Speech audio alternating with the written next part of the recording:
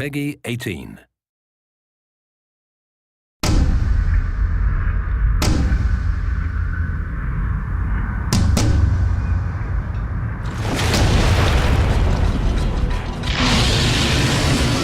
think one of the biggest challenges in any new fiction is that it's a blank slate. You can do anything. At first that sounds cool, like, hey, you can do anything, but then you realize, wow, I can do anything. And you gotta give yourself rules, you gotta come up with something that makes sense, stuff has to be together, fiction has to not contradict itself. Suddenly you realize that that blank slate's a lot more work than it initially seems it'll be. Darksiders world was created pretty collaboratively. We all threw in ideas. You can't really pinpoint one originator of everything. As far as how the world plays, all the NPCs, all the different factions and fiction and stuff like that, that was kind of collaboratively made throughout the team.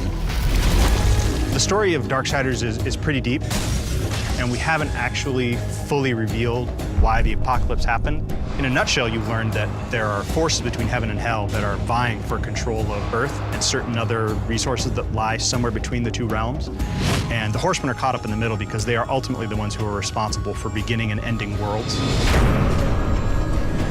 In the first Darksiders, one of the Horsemen, War, gets framed for destroying Earth. There's a conspiracy between heaven and hell.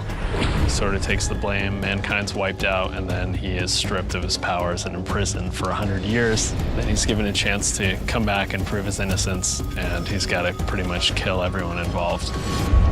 The first game ended in very epic fashion. It was one of the things that players really seemed like the most was that moment when War says, "No, not alone," and you see the broken seal and the comets coming in behind him. Darksiders 2 takes place pretty much in parallel to the first game. In the time that War is imprisoned by the Council, it kind of happens in that 100 years. The Death's kind of own challenge kind of kicks off in that sort of time.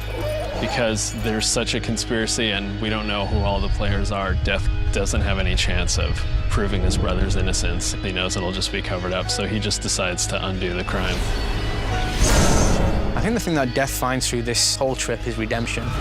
I mean, he's carrying a big weight on his shoulders all the way through the game, and, you know, it's kind of revealed to the player what sort of weight that he's actually carrying with him, both physically and mentally. The hardest part was getting it to the point where we knew we were making something special, but once we got there, we were off to the races. We knew it was going to be good.